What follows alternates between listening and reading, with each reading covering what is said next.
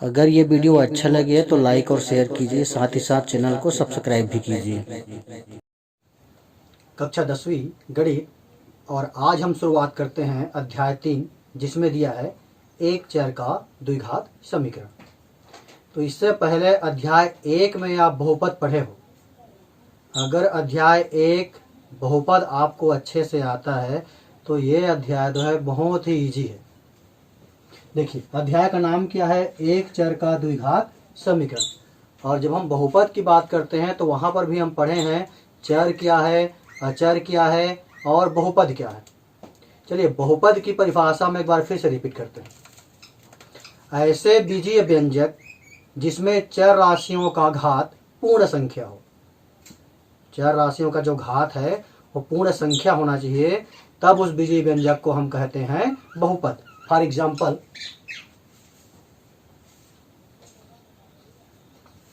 3x + 5 ये बहुपद है।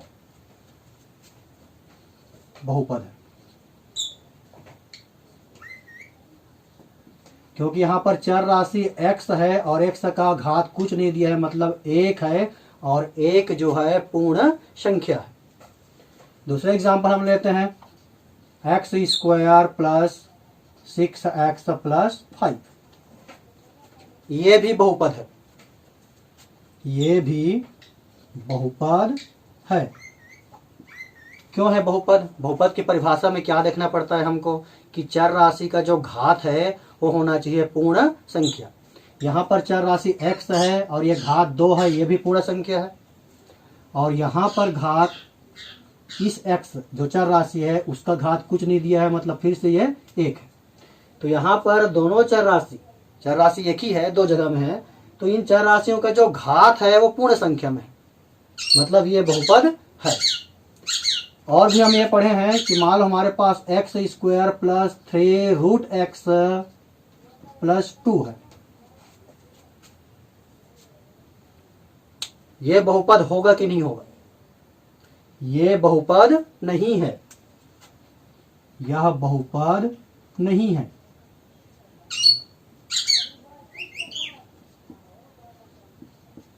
क्यों बहुपद नहीं है?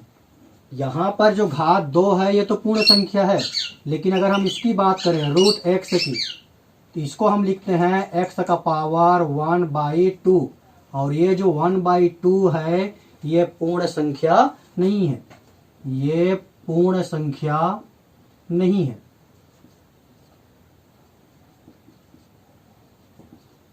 तो चूंकि इस बीजीय व्यंजक में चर राशियों का जो घात है वो पूर्ण संख्या में नहीं है, इसलिए बहुपद नहीं। अब यहां पर हमको पढ़ना है द्विघात समीकरण। तो बहुपद के प्रकार भी हम पढ़े थे, घात के आधार पे बहुपद के प्रकार और पदों की संख्या के आधार पे बहुपद के प्रकार। अगर हम इस एग्जांपल की बात करें, 3x + 5 पदों के आधार पे कहेंगे तो कितने पद हैं इसमें? इसमें 2 पद हैं, तो इसको हम कहेंगे द्विपदीय बहुपद। और अगर हम घात के आधार पे कहें तो इस बहुपद का घात 1 है, तो इसको हम कहेंगे रैखिक बहुपद। रैखिक बहुपद। रैखिक बहुपद मतलब ऐसा बहुपद जिसमें चर राशि का अधिकतम घात 1 हो। अगर हम इसकी बात करें x² + 6x + 5 की, तो यहां पर चर राशि का अधिकतम घात है 2, और जिस बहुपद में चर राशि का अधिकतम घात 2 होता है उसको हम कहते हैं द्विघातीय बहुपद। मतलब इस बहुपद को हम क्या कहेंगे? तो इसको हम कहेंगे द्विघातीय बहुपद।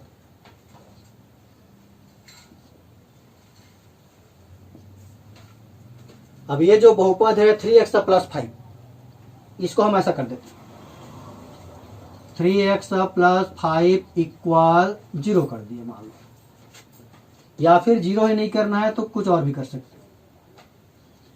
3x + 5 = मान लो 9 कर देते हैं। देखो, इस दोनों में क्या अंतर है? 3x + 5 बहुपद है, और यहां जो बहुपद है वहां पर बराबर का चिन्ह है, ये बराबर का चिन्ह, तो इसको हम कहेंगे समीकरण। समीकरण। इसका मतलब ये हुआ आप समीकरण को कैसे पहचानोगे। चलिए अभी हम एक एग्जांपल लिए थे x square plus 6x plus 5। ये जो लिखा हूं मैं यहां पर, ये बहुपद तो है, ये समीकरण है क्या? ये समीकरण नहीं है, क्योंकि इसमें बराबर का चिन्ह नहीं है। और जैसे ही हम बराबर का चिन्ह करते हैं तो उसमें दो पक्ष बन जाते हैं। बराबर के इस तरफ को हम कहते हैं लेफ्ट हैंड साइड, और इस तरफ को हम कहते हैं राइट हैंड साइड। इसका मतलब ये हुआ आप समीकरण को कैसे पहचानोगे। अगर बहुपद में बराबर का चिन्ह दिया है तो समीकरण बन जाएगा। इस चैप्टर में हमको पढ़ना है एक चर का द्विघात समीकरण, द्विघात समीकरण। तो ये जो समीकरण अभी हम लिखे हैं x square plus 6x plus 5 equal 0, देखो यहां पर इसको हम पढ़े हैं द्विघातीय बहुपद, लेकिन यहां पर हम कहेंगे तो इसको हम कहेंगे एक चर का द्विघातीय समीकरण, द्विघातीय समीकरण, या इसी को हम कहते हैं वर्ग समीकरण, वर्ग समीकरण। अब वर्ग समीकरण की परिभाषा देख लेते हैं। द्विघात समीकरण या वर्ग समीकरण, बहुपदों का ऐसा समीकरण, बहुपदों का वह समीकरण जिसमें चर राशि का अधिकतम घात, चर राशि का अधिकतम घात 2 हो। द्विघात समीकरण या वर्ग समीकरण का मतलब होता है हमको बहुपदों का ऐसा समीकरण होना चाहिए जिसमें चर राशि का अधिकतम घात 2 हो। फॉर एग्जाम्पल के लिए x square minus 3x plus 2 equal 0। पहली बात तो ये समीकरण है क्योंकि यहां पर बराबर का चिन्ह है, और ये जो समीकरण है उसका अधिकतम घात है 2, तो इसको हम कहेंगे द्विघात समीकरण, द्विघात समीकरण या वर्ग समीकरण।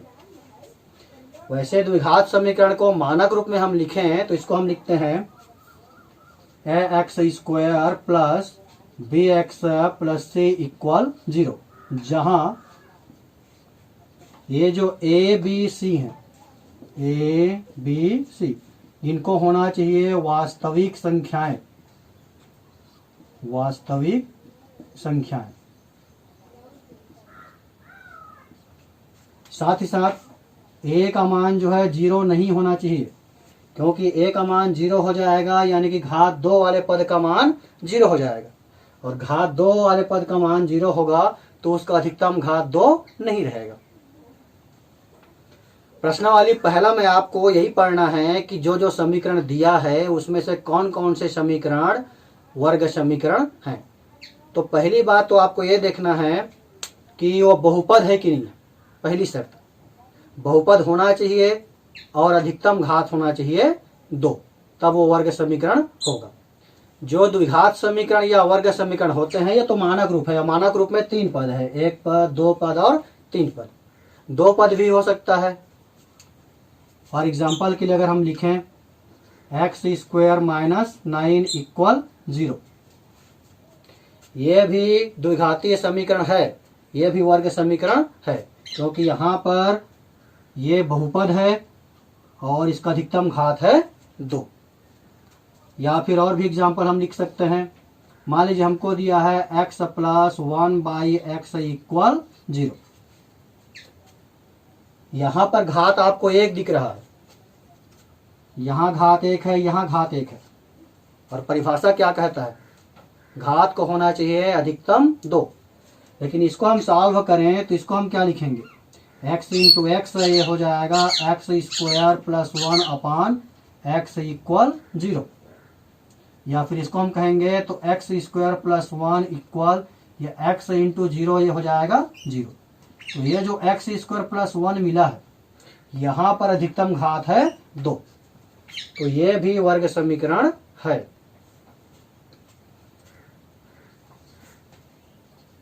X square minus 3 root X plus 6 equal 0। हमको ये बताना है कि ये वर्ग समीकरण है कि नहीं है। तो ये वर्ग समीकरण नहीं है, वर्ग समीकरण नहीं है। क्यों नहीं है वर्ग समीकरण? घात तो 2 है, लेकिन यहां पर देखो ये बहुपद ही नहीं है। ये जो बाएं पक्ष में दिया है वो बहुपद ही नहीं है, और बहुपद ही नहीं है मतलब ये वर्ग समीकरण होने की संभावना ही नहीं है। तो ये वर्ग समीकरण नहीं है। X square minus 1/x equal 0, या फिर 0 की जगह में और कुछ ले लो, मान लो हम ले लेते हैं 3। फिर से प्रश्न वही है, आपको बताना है कि ये वर्ग समीकरण है कि नहीं है। तो सीधा सीधा अगर हम देखेंगे तो ये एक्स स्क्वायर है, और यहां से भी आप कह सकते हो ये 1/x है। अगर हम ये पूछें कि एक्स स्क्वायर माइनस 1/x बहुपद है कि नहीं है, बहुपद है या नहीं, तो ये बहुपद नहीं है। क्यों बहुपद नहीं है? क्योंकि यहां पर जो x का घात है वो -1 है, और बहुपद तब होता है जब चर राशि का जो घात रहता है वो पूर्ण संख्या होता है। या फिर इसको सॉल्व कर लो, ये एक्स स्क्वायर इंटू एक्स करोगे तो ये हो जाएगा एक्स का क्यूब माइनस 1/x इक्वल 3। आगे हल करेंगे तो ये हो जाएगा x cube minus 1 equal x into 3 करोगे तो हो जाएगा 3x। अब यहां पर देखिए अधिकतम घात कितना है, यहां अधिकतम घात 3 है, और वर्ग समीकरण तब होता है जब अधिकतम घात 2 रहता है। मतलब हम ये कह सकते हैं कि ये वर्ग समीकरण नहीं है।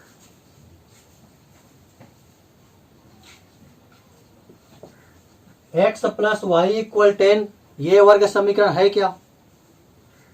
तो ये भी वर्ग समीकरण नहीं है, क्योंकि यहाँ पर घात 1 है, यहाँ भी घात 1 है, और यहाँ पर 2 चर है, और हम पढ़ रहे हैं एक चर का द्विघात समीकरण। तो हम कह सकते हैं कि यह भी वर्ग समीकरण नहीं है, वर्ग समीकरण नहीं